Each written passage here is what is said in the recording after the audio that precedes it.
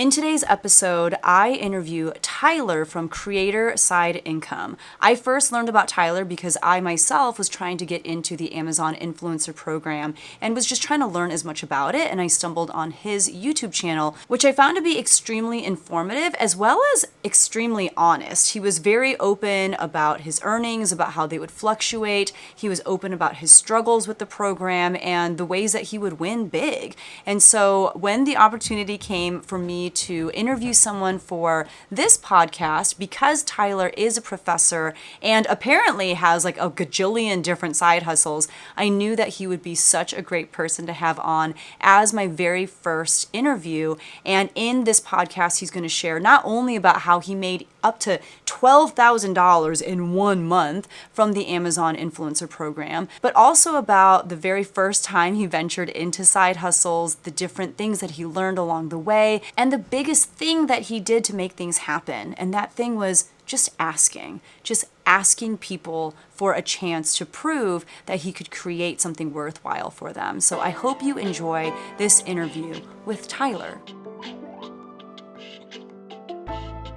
So I have with me Tyler from Creator Side Income. It is a YouTube channel that I was obsessed with when I was trying to learn about the Amazon Influencer Program, because he had consistent videos on that channel about how much money he would make and any tips and tricks that he was learning along the way. And so I'm so excited to have Tyler on my channel. Thank you for being here. Well, my pleasure. I am thrilled to be here because I'm a fan of yours as well. So it's nice that we each have a YouTube channel so we can hop on and learn how to make more money. Yes. And this is monumental because this is actually the very first thing that I am recording for my podcast / YouTube channel for rich teachers. It's this right here. So Tyler, like, you are the first one. But Tyler, you are a professor and you have actually taught in the elementary school setting. Can you tell us a little bit about your teaching background and what it is that you're doing now? Yeah, I did it a little different from a lot of people. So I went straight through school, did my master's, went and did my PhD, and was a professor first. So I taught educational technology in Wisconsin. And then I went back to the classroom and taught elementary school later. So as I had been doing my own schooling, as I was doing my master's and my PhD, I was teaching at a middle school just to pay the bills while I was going to school. And then, so I had a little bit of a teaching experience, but really it was just get through school, be a professor. And then we moved across the country 8 years ago. And when we got here, I didn't get a job at the university. So I thought, well, let's get back into the classroom. So I went back and taught 5th grade for 5 years and had a wonderful experience with that, did alternate route to licensure and really enjoyed it. But part of it was the money. Part of it was just I was commuting about an hour each day, and so it wasn't a perfect fit for me. So when an opening did come up at our local university, I applied for that. And so I've been back in the university classroom for the last few years. And it's still educational technology? Well, I'm in the teacher education program. I don't teach any ed tech courses anymore. Okay. I teach some of the introductory courses, curriculum courses, and then I supervise student teachers, which for me is a much better fit. While I am kind of a techie, one of my biggest concerns with technology is that the tail is wagging the dog, and that we're using it for the sake of using it instead of using technology to support our education. And so I have some challenges there, and did when I was teaching educational technology, that I was almost promoting things that I wouldn't use myself. And so I like being more in the educational psychology part of things, and just teaching best teaching practices. Yeah, I definitely feel that a lot in a lot of our PDs. It's a lot of, okay, and there's this option for technology and this site and this, resource. And I'm like, but do we need all of those things? Right. Like, at some point, shouldn't we just be teaching kids instead of teaching them how to use, the different technology? So I can understand where maybe the philosophy wasn't aligning with what they were kind of expecting me to do. So that's admirable that you were like, well, I'll go do something else then that, aligns a little bit more with my values as an educator. So the main reason I have you on is, although it seems like you are a great educator, it seems like your students really like you. And I really like kind of how even in your classroom at the collegiate level, you're not just focusing on like, this is how you become a teacher, this is best practice. You even talk to them about like, hey, you might need to make more money while you're a teacher. Here are some different things you should be paying attention to and people you can learn from. And I think that comes from the experience that you've had of being an educator. And I don't know if you started getting into side hustles out of necessity or if it was just a fun outlet for you. But can you talk a little bit about when did you start finding opportunities to make supplemental income, and what did that look like? Yeah, well, there's two places I can go with this. In education, it is hard to find supplemental income helping your students. And I've always been creative. So I became the editor of an online journal on best teaching practices. And that didn't make any money initially. But when I left the university, I took that intellectual property with me and started putting ads up, and it made me a few $1,000s. Mm. So that's not typically the case. I've created several YouTube channels for my students, several websites for my students, and none of those are monetized. But they're things I do for my own personal fulfillment and because I want to best serve my students. And so even, this last semester I did an experiment with my students where I'm teaching a number of online classes. And instead of doing written feedback to my students on their reflections and on their assignments, I made video responses, and I did over 1,000 videos for my students this last semester. And it took a little bit more time, but it helped with the community. I felt like I got to know my students better. So Mhm. most of my side hustles don't make any money.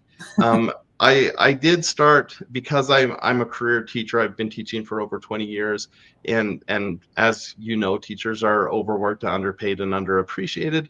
And so I always, summer vacations, especially, I never took vacation. If I could teach summer school or do something else, I was always doing that. But also looking for things on the side. So for me, it started as a web designer. I built websites for people, actually made some of my best friends that way, did some celebrity websites Oh, and wow. got to know a lot of people in Hollywood. And that has opened up some opportunities for me. But we started with that. I did blogging. I wrote a bunch of books. So all these things were side hustles that made money, but they didn't make significant money. It wasn't until, about 8 years ago when we moved across country. I didn't get employed right away. So I was a stay-at-home dad with my kids, and Christmas was coming up, and I was nervous about that. I didn't have presents for my kids. And my brother told me about doing product reviews. And so I reached out to some companies. They sent me some free products, and I had Christmas gifts that year. And that's what started me along the route of product reviews. And that was a good steady stream of income. While I was doing that, I was also a sports writer and blogging, and I made a decent amount of money as a sports writer. So I did that for about 5 years. And then 3 years ago, the product reviews took off because I joined the Amazon Influencer Program. And that's where I started making serious money.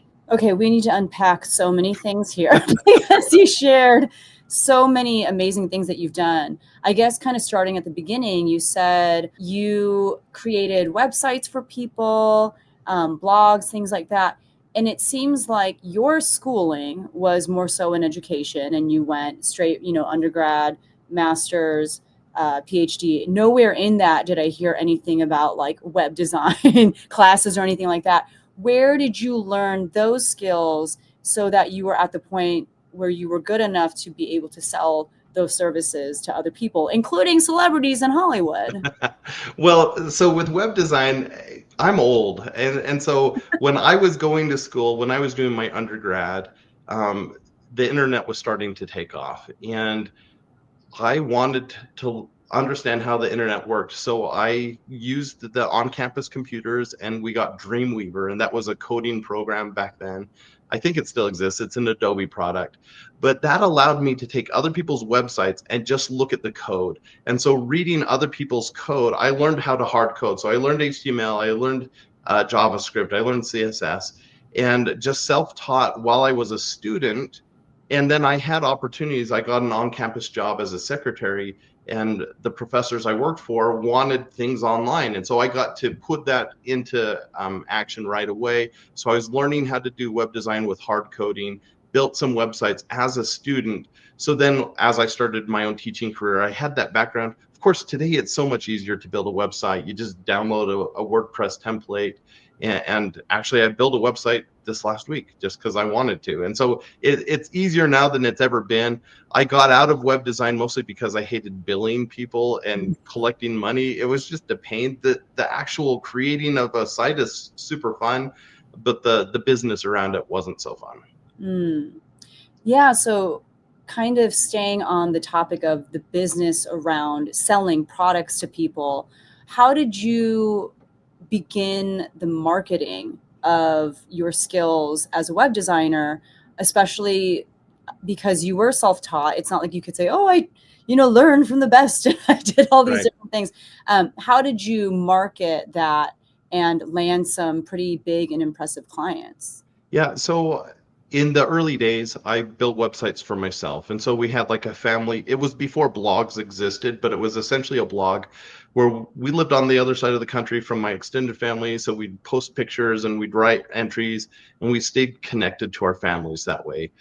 This was pre-YouTube, pre-blogging. And so I was doing that in the beginning, but because I did that, I was building a few different websites for myself. So I had a small portfolio. Mm. And then as I was starting to teach full time, one summer I just decided I need to make an effort to land some clients. And so I had this idea, and it was a stupid idea, but I did it anyways. And I didn't want to go door to door in my community. I knew my best clients would be local, selling a product or selling information. But to be impressive enough to appeal to those people, I had this idea that I would cyber stalk celebrities. And so I went into Facebook did exist. So I went into Facebook and I looked at their websites. If they had a website or if they were connected to something with an agent, I would find some sort of contact information. And I made this was, like the idea of a dream 100. I had like my dream 20, my favorite actors in Hollywood. And I reached out to all 20 of them. I even sent like letters in the mail and said, I'm a web designer, I'm a school teacher, but I do this on the side, and I'll build you a website for free because it will help me with branding and soliciting other clients. And so I did that and was so hopeful that, all these people are going to write me back and be like, this is awesome. I want a free website. And then crickets, of course. And so that's what happened. And I moved on with my life and I kept dabbling with web design. But the next summer, I got a random message on Facebook from one of my favorite actors of all time. He was on a show that was very popular then called Psych, and he was one of the recurring roles. And he wrote back and said, my mom's a teacher. I love that you're doing this. Let's get together. And so I built a site for Sage Brocklebank, and we actually have become very, very good friends. We worked Oh my together on a number of real gosh. estate projects and other projects together. We organized a convention that got canned at the last minute, but we've done a lot of things together. And through then, from word of mouth, he introduced me to his friends, actors and models, and it kind of grew. And I only did that for like 2 summers where I built a bunch of free websites, but then I had that portfolio to go to people in my own town. And my first big client was a $5,000 deal for just a local newspaper who wanted a website. And so it worked. But then I burnt out pretty quickly. After I started getting real clients that were paying, I was like, I don't like this part of it. So then I kind of phased myself out. It was more fun when it was free Yeah. for the famous people. And I think my biggest takeaway from that, and even what you shared about later on in life when you guys did move cross country and you didn't have a job yet, and Christmas time is coming and you didn't have gifts for the kids, I think one thing that stands out about you is you would just ask, like you would just create opportunities. You would create your list of the top 20 people in Hollywood that you wanted to work with. You would reach out to different companies of, people who are making the kinds of toys or whatever that your kids would like for Christmas. Because the worst that could happen, like you said, is crickets. But all you need is that one person, even if it's a whole year later, to respond and say, yeah, let's work together. And that one person was able to lead to many other opportunities. That's amazing. I should say, poke in here, because you mentioned the presence, and we just live in an amazing world where people are accessible now through social media and through other means, where if you have something worthwhile, people will hop on board. And speaking of presents, around that same time, my oldest son, he was really into building things and creating and inventing. And I thought, let me do a similar thing here to reach out to famous people. So this time I reached out to inventors and scientists Mm-hmm. and companies that created cool kids' toys. And I just sent out similarly like 20 messages. And that year for Christmas, my son got all these autographed pictures of like astronauts and people with jetpacks. And he got invention journals and so many people in that realm, because they're not super famous, they're not celebrities, they're Mm-hmm. scientists. Almost everyone responded. And I didn't ask them to send stuff, but everybody sent packages. And that Christmas was so fun. But that lesson is a good one for anyone, because then a few years later, when COVID started, I wanted to do something special for my students, and I knew I could reach out to celebrities. So I reached out, and honestly, I used LinkedIn, and I probably sent 10,000 messages, but I ended up interviewing 100 Hollywood celebrities and 100 professional athletes. And the YouTube channel, you can check it out, is just called Virtual School Assembly. But while my students were stuck at home during the pandemic, they had inspirational messages from celebrities.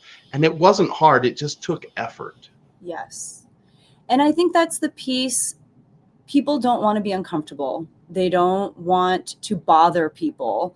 But like you said, because everyone is so scared to ask for those kinds of things, there aren't a lot of people doing that. And especially when you tie a worthy cause behind it, hey, we're stuck in COVID. I've got these students. It's such a dark time. You've got time on your hands too. Do you want to offer a little light in their world and in my classroom? Who is not going to jump at that? And there's not a lot of people asking for that kind of stuff because they're too scared to. So the fact that someone like you comes along and gives people an opportunity to give back, a lot more people are going to say yes and no. And even if every single person says no, what have you lost? Maybe some time, maybe some effort, but the possibility of some really cool things happening are there as well. And I love too, when you were sharing about reaching out to these different celebrities and different people about building websites for them, you started by offering your services for free. And that's another thing that's really hard to turn down. It's one thing when a stranger knocks on your door and says, I can do this for you, but it's going to cost $5,000. And you don't know this person at all. They don't have a portfolio like you didn't have at that time to show anything. But to start off by saying, hey, I can do some work for you for free, I think that's really smart too, and something that people can take away. It starts with a lot of effort, but that can snowball into some steady work. So much so that you were like, okay, now I'm done. Now I don't need to do this anymore. I think teachers are learners, right? And so anytime there's any obstacle in front of you, I mean, again, we live in this world where if you don't know how to do anything, go to YouTube, Google it. Like, it's not hard. Anything is figure outable. And I've certainly found that in my own experience, and people appreciate the effort that you put into that. Absolutely. Yeah, I mean, I remember when I was dating my now husband, we had not been dating for very long. Like I said earlier, I don't think I said it on here actually, but my husband is a first grade teacher. And he really likes this author, Peter H. Reynolds. And like you said, a lot of inventors or scientists, they are not famous in the same way that like a Kim Kardashian is. So they're probably not getting hit up as often with emails and DMs and whatnot. So when my husband and I first started dating, I remember I reached out to Peter H. Reynolds. I just, found his email or something, probably on his site, and was like, I have met the man that I am going to marry. And I like, do you sell anything with your artwork or something? Like, I would love to buy something. And he ended up sending me a print for free. And then I reached out to him again when we did get engaged and we were planning our wedding. And I was like, I don't know what you charge, but I would love to have you create custom artwork of us for our wedding invitations and to use in our program and stuff. And he's like, I'm not going to charge you. Like, that's amazing. And it was so cool. Like, I thought that he would for sure just ignore me or say no. And I was like, what's the worst that could happen? But especially those kinds of people, they're not inundated with as many requests as some of these other people in the world, and people are generally amazing. And if it's for a good cause, actually, I should grab something. Give me 5 seconds. I'm gonna Yes. grab you something. A few moments later. All right. Sorry, everyone had to wait for me. Oh no. Um, when I was reaching out to celebrities, I was surprised because some of my childhood heroes said yes to interviews, and so I got to meet people that I always thought were amazing. I got to meet Oscar winners and recognizable names. But I tried to teach this to my children that you can reach out to people and people believe in good causes. So this year for Father's Day, I got this hat. I can't put it on over my headphones. Autographed by Mark Rober. And Mark Rober is recognizable, especially here in the teaching world as a scientist, and probably gets inundated with requests all the time. And I love that my son, he reached out to Mark Rober, got connected to his team, and the team said, sorry, he doesn't do stuff like that. But he followed up and he asked again, and he asked in a different way, and he asked questions, and he was involved. And after the 7th request, Mark Rober sent me a package for Father's Day where he wrote me a note personally as a teacher and said, thank you for being a teacher, and then autographed some swag for me and my kids. And I love that my 17-year-old made that happen. Because that's the world we live in now. And it's just so cool that those opportunities exist. Absolutely. The power of just asking, because you don't know what's going to be on the other side of that. When you were talking about your websites and stuff, you also talked about how when you started landing paying clients, kind of the business piece of it is what caused you to burn out. Can you speak a little to that and what about that was so difficult? It was unique in the web design world because there are so many technical things and I don't keep up with all of it. And so even right now, I have a friend that I built a website for 5 years ago, and her website went down last week. So I had to get on with tech support and fix things and make sure that it was up to date. And I even have old sites that I have that, my old host is charging more now than they've ever charged before. So I want to move over to a different platform. And it's just a hassle to migrate files over and do all that. And so it was all that technical stuff. Working with people and even billing people is not the end of the world. I do that with other businesses that I do now. I work with people every day, and I'm selling things with product reviews and stuff like that. But I just didn't want to keep up with all the technical stuff. It stressed me out. And so for me, it was an intentional decision to kind of just migrate out of that. And I think it's good to know those kinds of things about ourselves too. Like, yes, the money is good, but is it worth the headache that comes from some of these other aspects that maybe just is not in our DNA to deal with? Right. And if you're not going to hire someone out to deal with that stuff, is it worth that headache? And if not, you let go and you move on. So I think that's a good lesson to take away from that too. I want to move on to what it is that you're doing now. But before we do that, can you name drop some of the people that you got to interview? And Sure. A few. Again, if you want to see some of the videos, you can go to Virtual School Assembly. I no longer have the website up because that was one of my headaches, but the YouTube channel still exists. And some of the favorites, there was Ross. Oh, and I can't remember his name. He was the director of Lost in Translation and In the Bedroom, Oscar winner. That was a really cool one. Jamie Soleil, Olympic gold medalist in figure skating. I was there at that Olympics. That's the only Olympics I attended in Salt Lake in 2002. So she was one of my heroes. I got to interview her. But I think, and even starting that channel out, my first video was with the guy who had the first viral video on YouTube, The Evolution of Dance. I had him come on and talk to him. Some of the professional athletes that I talked to, Kyle Collinsworth was one of my favorite basketball players with the Mavericks. Talked to a few people in the NBA, a lot of NFL players. And then actually some of the best interviews were people I didn't know, where I was just reaching out to every Major League Baseball player. And I met some really cool people that way. And it's been a while since I've visited with them, so I'm not remembering all the names, but I remember one of my favorite interviews was with an extreme sports snowboarder, and he was actually a filmographer. He would take video of stuff up in Oregon. and he talked about flow, and we just had such a great conversation, and which led to other conversations. I had a similar one with, I'm losing all the names. I'll have to look this up. One of And I've since seen her on a bunch of different television shows. But I interviewed a woman who was fantastic, and she talked about a disability she grew up with, and how in fifth grade a boy changed her life by sitting down next to her at lunch at the table. And the guy who sat next to her was the guy who has since gone on to become a screenwriter. He wrote The Pursuit of Happiness and The Secret Life of Walter Mitty, and several other inspirational movies. But I got to know this person, and I'm blanking on her name right now, but it was such a great experience. Ended up writing several articles about her, and publishing those in different outlets.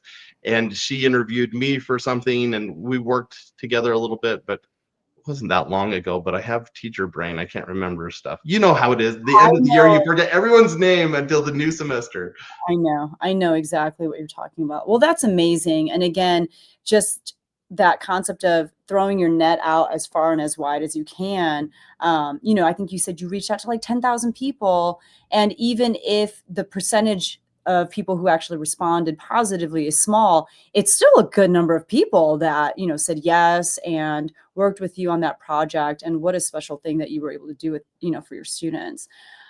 So I think the context in which I got to know of you is with the Amazon Influencer Program. And earlier we were talking before we hit record about how I jumped on this bandwagon, but 2 years too late in the Yeah. sense of there really was a gold rush in this before anyone knew about it. And now it can still be consistent money, but not the likes of which it was just even a couple years ago. But can you talk to us a little bit, especially for those who have no idea what the Amazon Influencer Program is? Talk to us a little bit about what it is, why and how you got started with it, and maybe how you're doing with it now. Sure. So I've been doing product reviews for 8 years because, and we talked about that earlier about how I wanted to get presents for my kids. That started with just taking pictures of products and posting them to Instagram and to Twitter. It was really simple. I wasn't getting paid anything, but I'd get free things. Well, the more I did that, I did start a YouTube channel, and people started asking me to review things for them. And so I would occasionally get paid. So I started making like $50 to $100 a month reviewing products for other people.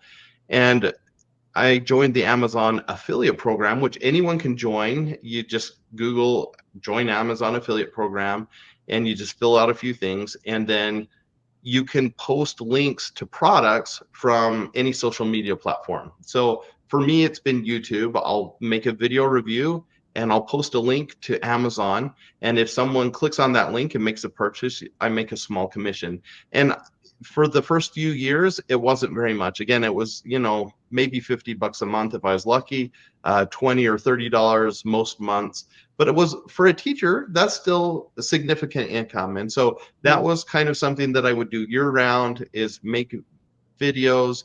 And then I also got onto the Amazon influencer train a little later, as far as the Gold Rush is concerned. But my brother had been on early, and he had been crushing it. He's like, you have to get in on this. I'm making now several $1,000s a month. And so I applied and was rejected. I didn't get into the program, and then I forgot about it. And 6 months passed, and he bugged me again. He's like, you have to apply for the Amazon Influencer Program. It's different from Amazon Associates, because in the Amazon Influencer Program, once you're in, you make videos and you post it directly to Amazon. So it's not bringing traffic to Amazon. You're actually on Amazon, just on their normal videos. And if people watch the video on Amazon and purchase, then you make a commission, which is way more likely. If people are going to Amazon to shop anyways, they're already looking up your video. And so obviously the commissions are going to be way higher there, or at least the conversion rate is going to be a lot higher. So he bugged me again, and I applied again, and it took me 6 weeks from submitting my videos and getting accepted to truly being accepted, where you have to be accepted for on-site commission. It took a long time back then. And so after it had been really 8 months from the time I tried to get into the program to when I was accepted at the end of 2022, the end of 2022. So I got in, but because I'd already been creating videos, I had a back catalog on YouTube. I Mhm. took those same videos, uploaded them to Amazon, and in my first month made $175, which is way more than I'd ever made on any other platform. It's better than blogging, it's better than podcasting, better than YouTube for me. And so then I doubled down over my Christmas vacation. So in December, we had a couple weeks off, and I made like 50 videos, and that was at a time where the conversion rates were really high. So by January, I was making $1,000 a month. By May, I was making $4,000 a month. By the end of 2023, my best month was last December. I made $12,000 in a month. Wow. And so it just scaled up. Now, a lot of other people joined the program, and so the earnings have gone down pretty consistently. So I'm still consistently making about $5,000 a month. I've made $130,000 since I joined the program. And so I've done really well in a short period of time. There's still good money there, but it's not as good as it once was. But that's how we connected. Is I have a lot of side hustles that I talk about on my YouTube channel, but the one people want to hear about is Amazon Influencer, because it's probably even today the easiest side hustle to start and make money right away. And would you say of all of your side hustles, it is the one that makes you the most money on a consistent basis? That's hard, because I would say no to that. I would say it's the one that raises the most immediate capital for Mhm. me. But my best long-term play is real estate, because that appreciates in value while you're making money through rentals. And so I would say rental real estate is my favorite side hustle. It's also the most passive. You buy a property once and you're done, and then you make money for forever. So I like real estate a little bit more than Amazon, but Amazon is what pays for me to buy real estate. So so I love Amazon. Well, you and I are going to have to schedule another time to talk about real estate, because that was not on my radar at all, that you also dabbled in that. And I think what a lot of people are probably wondering at this point, because I know I am wondering it, is how on earth do you juggle all of these different things? Because not only are you doing Amazon influencer videos right now, I know you've also dabbled with like the TikTok shop. You've got multiple YouTube channels. You're still actively teaching at a university. You are a father. You are a husband. Like, how do you do all of the things? Talk to us a little bit about time management. Well, so unfortunately, I'm not great at time management. Where I'm fortunate is I love the stuff that I do on the Mm. side. And so this is what I do instead of binging Netflix, Mm. although I do that too. So I never mind. It doesn't replace that. But a lot of the things that I'm doing that make money are super fun to do. And so I do it for fun. Like I create videos, and I'm launching a new channel right now on collecting things from the 1980s because Of it's course you fun, are. right? And so I'm trying a lot of new things. Squirrel syndrome, ADHD, whatever takes you in different directions. I've just embraced that, and I enjoy the ride. Um, I'm also fortunate in that I'm a morning person, and so I've long had the habit of waking up before other people, usually to go running. But I've started doing a lot of work in the morning too. So I'll get enough work done before most people wake up, that I don't have to worry about other stuff during the day. I'm a very present father. When my kids are home, I'm home with them, and I'm 100% home. I don't bring work home with me. Mm. But I can do that because I get so much work done before and between 4 and 8 a.m. That's when I get most of my work done. And so even as a professor, I don't have to do a lot when I go to school because I've done all the prep before I even show up to work. Mhm. That's amazing. So it seems like while you may not feel like you have a lot of time management skills, really the biggest thing is getting as much done as you can when you are by yourself before everyone else is awake, and having that focused time of really good work. And that way you can still be a good father. Because I think what a lot of people worry about too with side hustles is it going to get in the way of family time? And, I'm already at work this many hours a day. I don't want to have other things to turn me from actually being present, like you were saying. as a father or as a mother, but you just kind of get your stuff done before everyone else is even awake in the house. Yeah, and I think a lot of that is finding what time is best for you as far as your productivity, because my brain turns off at 6 p.m. I can't accomplish anything in the evening. Mhm. But fortunately, I don't have to have my brain on to do story time with each of my 4 children each night, or to go, I take each of my kids on a date every month. And then I have weekly dates and weekly or daily walks with my wife. So we Mm. spend a lot of time together, but it's at a time of the day where I don't have to think about other things. I don't Mhm. have to be productive because I did that earlier in the day. So I Mhm. think finding the time that works best for you is important there. That is important for sure. Really quickly, I want to go back to the Amazon Influencer Program just to say that if you are listening and you're not well versed in that world, I think it probably sounds very confusing, and that's because it is. Like I was telling Tyler earlier, I find Amazon to be frustratingly not intuitive. It's just there's a lot of hoops you have to climb through, and they just make things very difficult almost on purpose, I feel like, which can be a benefit in that even though there are a lot more people doing it now, I think people get started and give up. There's a lot of those kinds of people because it's just not easy, it's not intuitive. You have to really kind of work at figuring it out. That being said, I do think Tyler does a really good job on his channel. There are, like the videos that I talked about earlier, where it's a monthly recap of here's everything I earned. Here's, some things that I tried that were different, but also he has some more evergreen content that is about like, what is the Amazon influencer program? And like, how do you get approved? And, all those kinds of things. So if you want to dive a little bit more into that, definitely check out his channel, and we'll have all of that linked in the show notes and the description, all that good stuff, because he is a teacher and he's good at teaching how to do these things. But I guess we did this earlier, we were both fans of Sean Cannell, but to land the plane, if you will, you are somebody that has all of these different side hustles, and yet you still continue to teach despite the fact that you're making more money doing all of this other stuff. What is the reason that you've decided to continue teaching?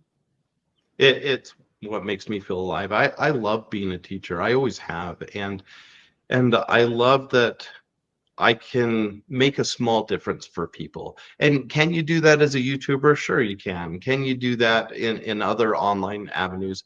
Sure, but it's not the same as being in a room with someone and working with them one on one and answering their questions. And I've really loved that throughout my career, especially because I'm teaching future teachers. And so I have that benefit that my students know what they want to be when they grow up, and they're motivated. They're great students.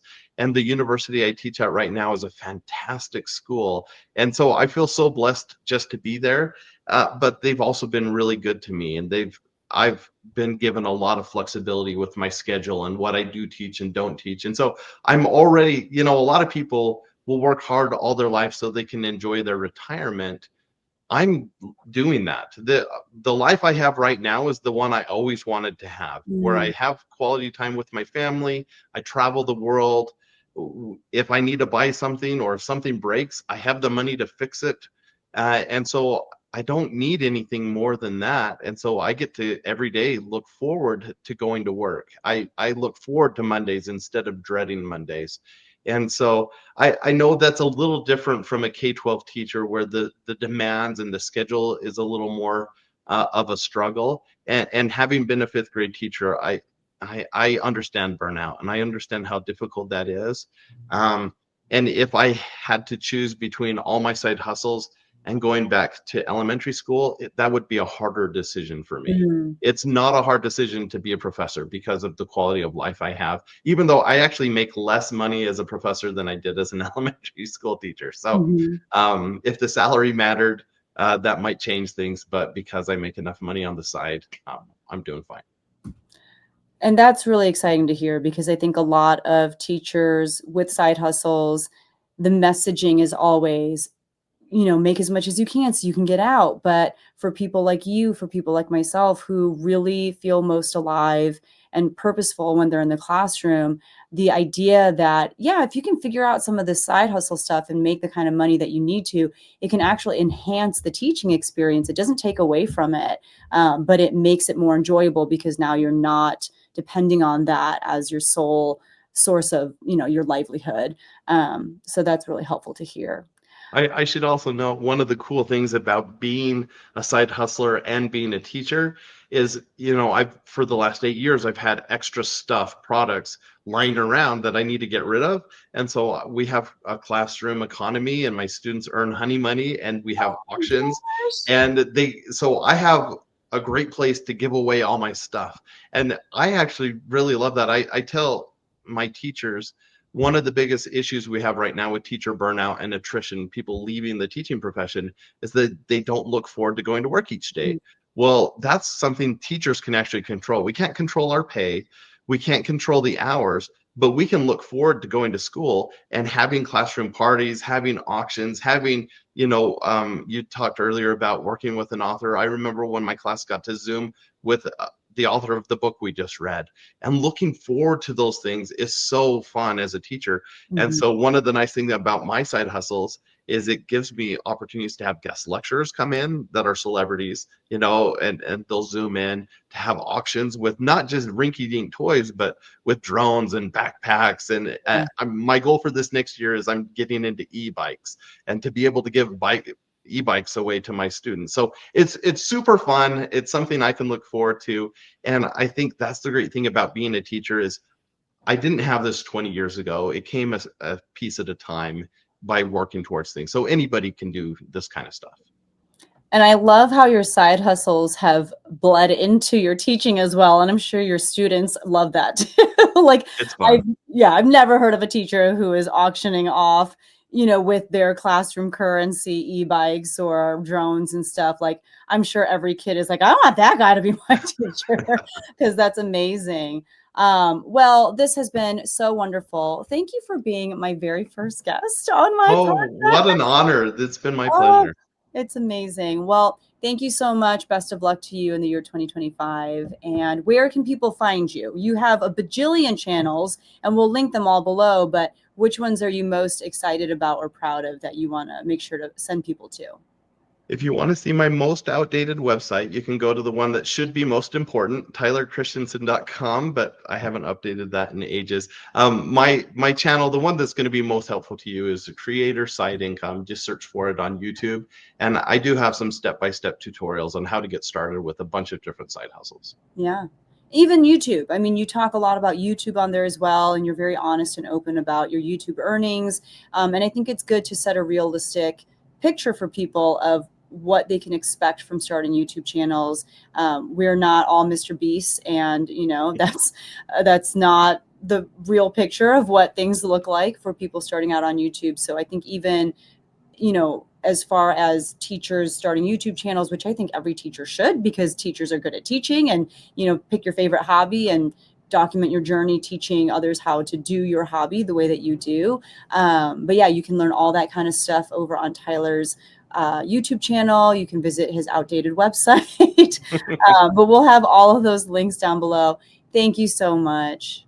Oh, thank you. If you want to connect more with Tyler, I will have all of his information, all of those links that we mentioned in the show. I'll have them down in the show notes or in the description if you're watching this on YouTube. And if you want to stay connected with Rich Teachers, make sure to subscribe, whether it's wherever you're listening to this podcast or on YouTube, if that's where you're watching it. And you can also stay connected through email. If you go down in the show notes or in the description, I have a place where you can join my email list. And to be honest with you, I don't know what I'm going to do with it yet. I do think I'm going to be pumping out some newsletters that hopefully you will find worthwhile. But I also have some really great ideas for where I want to go with Rich Teachers, and the different ways that I want to connect with all of you, and the ways that I want to work alongside you to help you realize your dreams and turn those side hustles into money-making machines that can create life-changing income for you and your family in the years to come. So if you want to stay connected, don't forget to join my email list. And as always, from me to you, thank you for being a teacher and for changing kids' lives. I'll see you in the next one.